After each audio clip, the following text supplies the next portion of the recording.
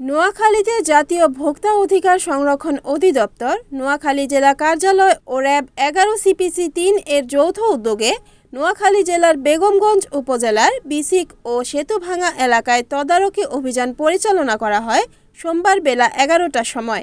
আসন্ন ঈদ উল ফিতর উপলক্ষে সেমাই প্রস্তুতকারক প্রতিষ্ঠানে এ তদারকি কার্যক্রম পরিচালনা করা হয়।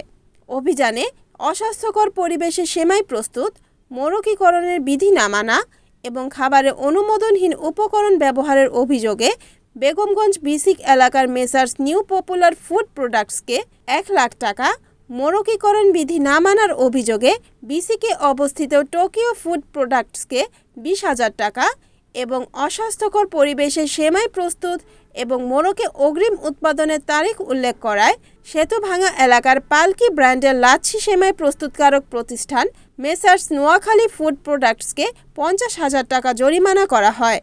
এ সময় মোট ৩ প্রতিষ্ঠানকে ১,৭০,০০০ টাকা জরিমানা করা হয়।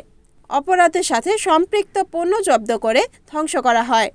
জাতীয় ভোক্তা অধিকার সংরক্ষণ অধিদপ্তর নোয়াখালী জেলা কার্যালয়ের সহকারী পরিচালক মোহাম্মদ আসাদুল ইসলাম, র্যাব ১১ সিপিসি ৩ এর কোম্পানি কমান্ডারের নেতৃত্বে একটি আভিযানিক দল, জেলা বিশেষ টাস্ক ফোর্স কমিটির সদস্য ও কৃষি বিপণন কর্মকর্তা শাহরিয়ার আকুঞ্জি এ অভিযানে অংশগ্রহণ করেন।